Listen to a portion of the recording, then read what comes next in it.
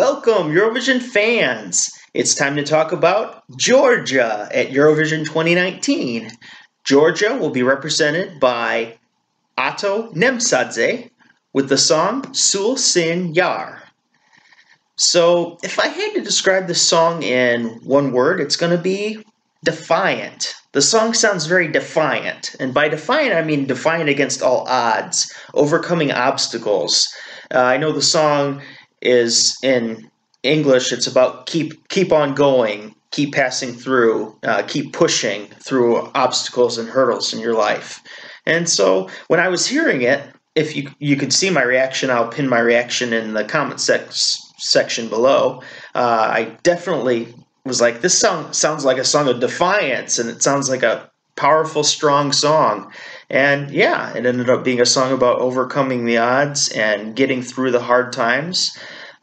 Specifically, it has a lot of meaning to Georgians. I've talked to a lot of awesome Georgians about the song and its meaning and its purpose, and apparently a lot of it gets lost in translation because the translations kind of suck for the song, but it's deep and meaningful. It's got a lot of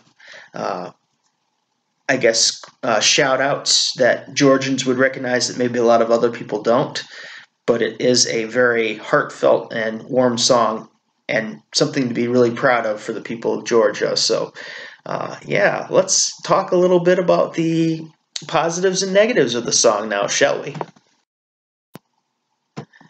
So Oto actually attempted to represent Georgia in 2017 with his group Limbo, but the band ended up playing 10th out of 25 in the contest with the song Dear God. In order to represent Georgia at Eurovision in 2019, he had to win another type of Georgian Idol contest. Tsin iare is translated to keep on going in English. So Oto's actually had a pretty interesting life. I researched him a little bit while making this video. I searched for fun and unique facts as I try to do for all artists in the competition. Oto actually competed in and won Geostar on Georgia Idol in 2010. He is married to an actress and theater star. He also sang at the open ceremony for the World Rhythmic Gymnastics Championship in Ukraine. And he participated in Season 3 of The Voice of Ukraine and finished second overall. Very good. So, what are some positives of this song? Well, Oto's voice is so powerful, recognizable, and distinct. He has that gravelly tone, but also strong projection. His voice will ring out through the halls in Tel Aviv. I was also told that this song is going to potentially receive a revamp, and hopefully a damn good one. So it will be better and be able to connect with the Eurovision community through the update. I hope they leave in the choral backing, though, because that's a special moment in the song. And the violins. I'm always a fan of violins. I love the power of the song. Oto does a good job in building up the song with his voice. I felt what he was trying to say without even knowing the Georgian language. The song definitely has your head bobbing up and down when it builds, and I love the choral backing, as I mentioned. The distinct beat carries the song to another level. To me, it's definitely a fun song and one that makes me incredibly happy to listen to. So with any song, there's also potential problems, so we'll talk about those now. As I mentioned, Oto has a very interesting voice.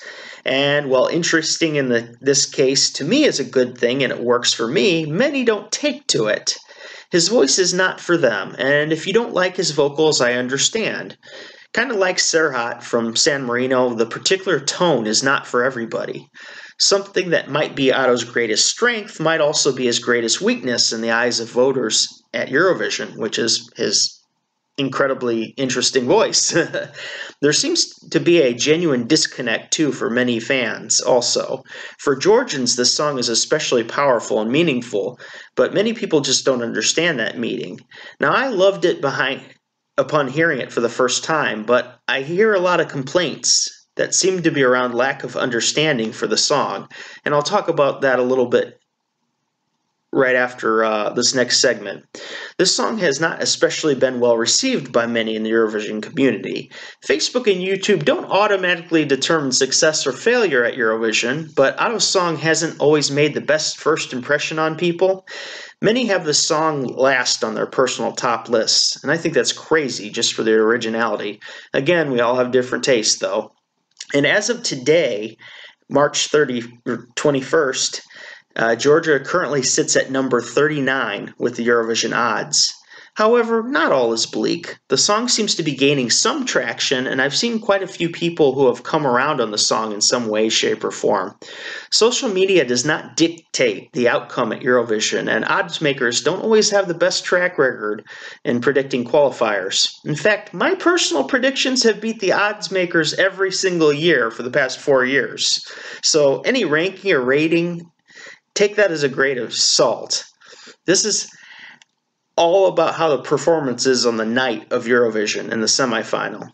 Still, I do admit that I fear the jury won't give this song a fair look.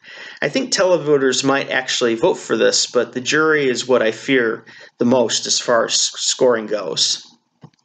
So I'll look at the lyrics a little bit, and I'll just kind of explain a little bit and talk a little bit about it. So the song starts out, always go forward, walk a lot, search, find, walk, walk. Somewhere someone is singing, singing from the heart, behind the barbed wire, singing, wounded, but still singing. And then it goes into Varada. So I was looking up the meaning of Varada, and it's actually an Abkhazian folk refrain. And this Abkhazian element is used as a special sacred meaning for the Georgian people. So the Varada that's repeated, that has special meaning to the people from that region. So that's kind of where that comes from what I've been able to establish. That's why it has so much meaning. It's just a special refrain. And so it goes on after the Varada. Go and you'll find the missed songs. Sing at the top of your voice to bring them your voice. Always go forward. Follow your heart. Wounds, go. Cross that barbed wire. Fathers, children, sing Varado. Set a kunguri. We will not split up. Follow your heart and walk across the sea. We heal each other's wounds with singing. And then it goes back into the Varada. So it has special meaning that many people feel disconnect because they just don't understand, and I hope we get clarity. There's a Metalvision Song Contest brings it up, but it would be nice to have subtitles sometimes at Eurovision. That would seem to be a good idea in this case, so more people could understand the song, because I think if people understood the meaning, maybe they might be more accepting of the song as a total. But then again, maybe they just don't like how it sounds. So if you don't like how it sounds, you're not going to be as willing to accept it. But that's the way it goes sometimes. So what's my rating for this song? I'm going to give this song a 9 out of 10. I really enjoyed this song, legitimately. I couldn't believe seeing people had this song at the bottom of their lists of top songs. This is an incredible song to me. I love his voice. It's so different. It's so unique. I don't hear songs like this hardly ever. He's got a really nice rock voice, and his projection, that gravelly tone, I understand it's not for everybody, and not everybody's going to appreciate that tone. I get it. I know. But I really love it, and I think this is going to be outstanding on the Eurovision stage, and quite possibly maybe it can surprise a few people and maybe turn people into fans when they hear it. If I'm thinking about Iriao last year, Iriao was a little more subtle. I loved the music. Iriao was excellent.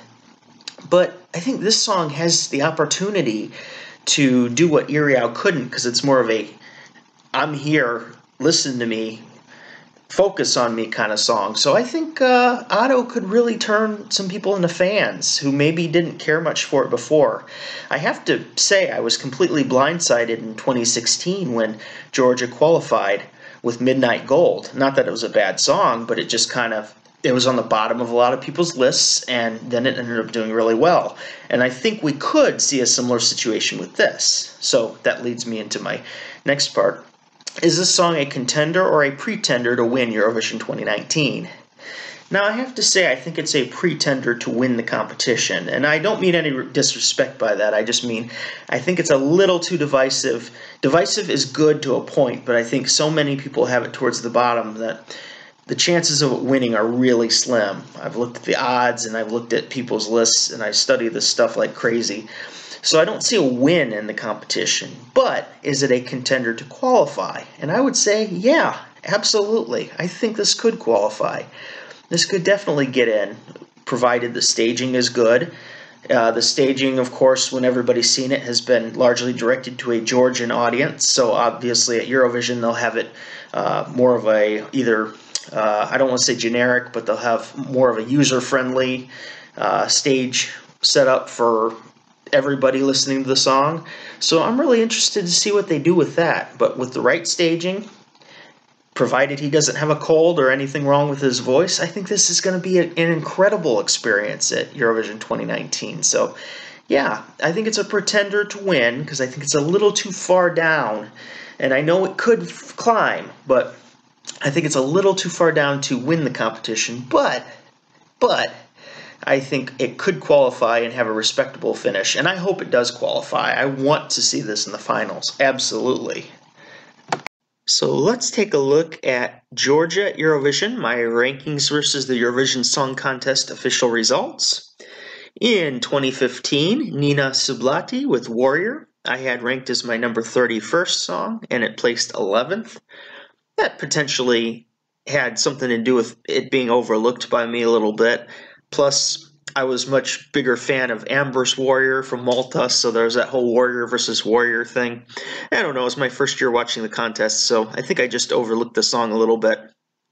2016, Midnight Gold, I had ranked at number 28th. It finished 20th. It was actually a surprise qualifier to me. It was one that shocked me, but yeah, it definitely deserved it. It brought a lot of energy to the stage. 2017, Tamara Gachicheladze, Keep the Faith, I had as my number 42 song. It placed 27th. Yeah, it was one of those kind of, I don't know, it was just a song I just wasn't into at the time.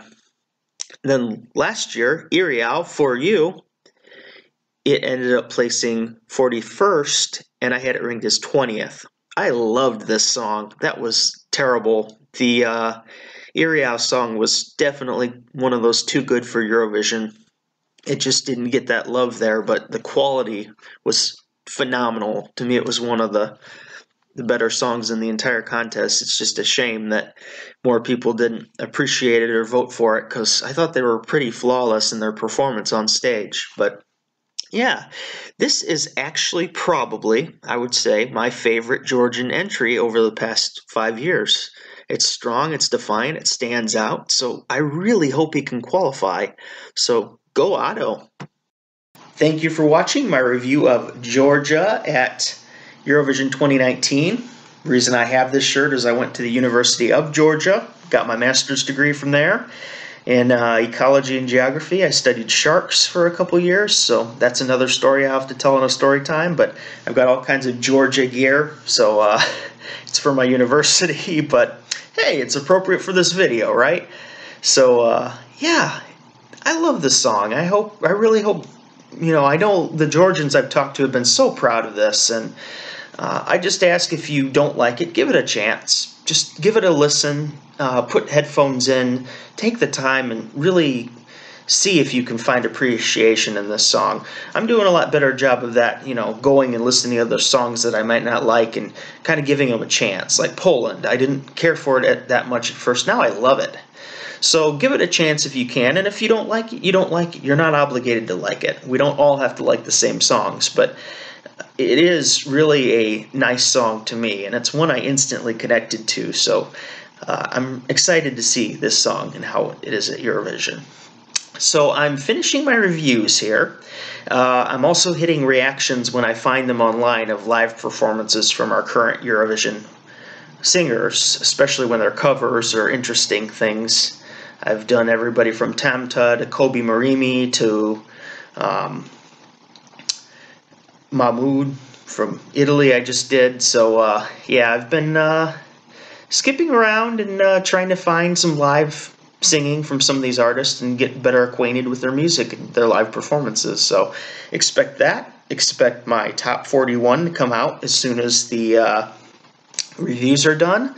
I'm hoping the reviews will be done before April 1st, and then I can focus on some pre-Eurovision predictions. I'll do some awards and some other interesting videos too. So if you like this video, please give it a like and subscribe to the channel and join the Lethargic Sloth family. I would really appreciate it.